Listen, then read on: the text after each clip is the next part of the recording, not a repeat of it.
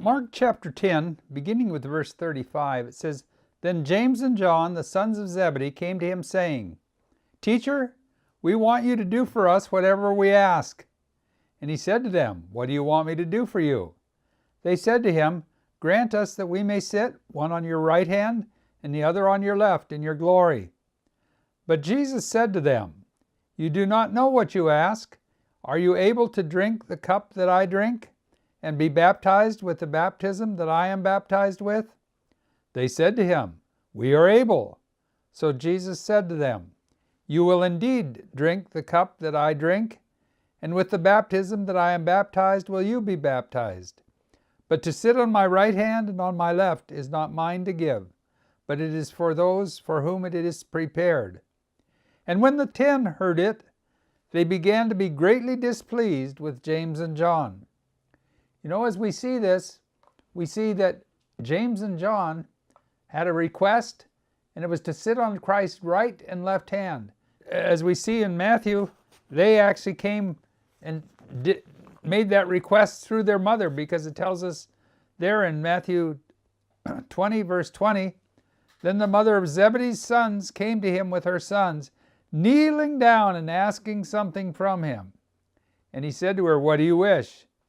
And she says, Grant that these 2 sons of mine may sit on your right hand and on your left in your kingdom. And as we see, when the 10 heard it, they were greatly displeased with the 2 brothers. You know, here Christ is, he's on his way to Jerusalem. In about a week, he will be crucified on a cross. And yet at the very same time, they're asking to sit on his right hand and on his left hand in the kingdom. They didn't have a full understanding yet of what that meant, but they would soon see what it meant for Christ to be baptized with a baptism as he gave his life on the cross and died the death on the cross. But we see 3 styles of leadership in this chapter. First of all, here it's talking about worldly leadership. And we see that this was still something that was true in the lives of the disciples. They were still thinking the way the world thinks. But we also see that there were even people in the church later on who, in 3 John it says, I wrote to the church, but Diotrephes, who loves to have the preeminence among them, does not receive us.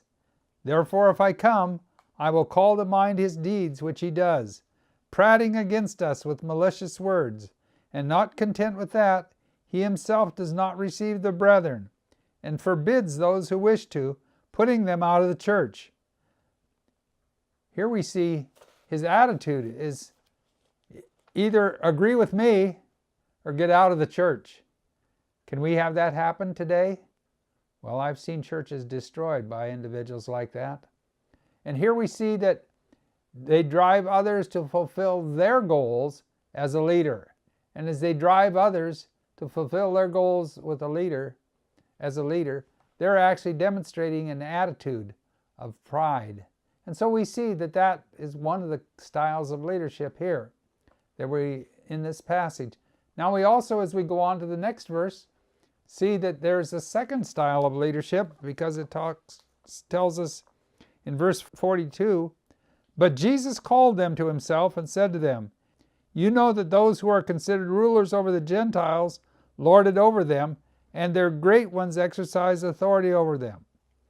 Yet it shall not be so among you, but whoever desires to become great among you shall be your servant. The word that's translated servant here is the word that was used for a hired person, one who was hired to work for another. A servant leader is one who is leading others, but he's leading them, and as Christ said when he called the disciples in Mark 1:17, he says, Follow me, and I will make you to become fishers of men.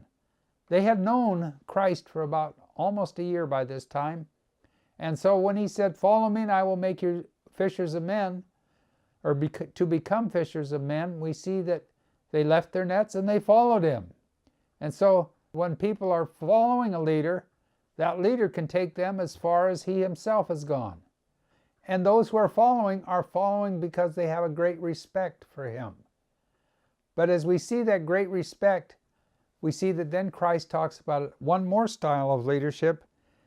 And in verse 44 he says, "And whoever of you desires to be first shall be the slave," or the bondslave of all.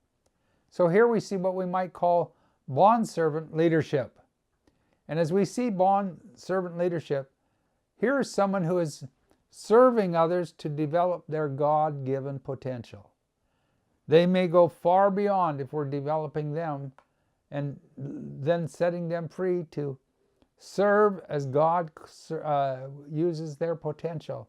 And so that requires an attitude of humility, realizing that leaders will go far beyond you. And so as we see that, we see that they are leading by love of Christ. And as they lead by the love of Christ, they will be effective in helping others to become that. And in Galatians 5:13, it tells us that we, by love, serve one another. And so as we think about styles of leadership, there is the world style of leadership. There is servant leadership, but there's also bondservant leadership. It doesn't give us any authority. A bondservant has no authority, but he leads by his attitude and example of humility, and that develops godly, effective leaders.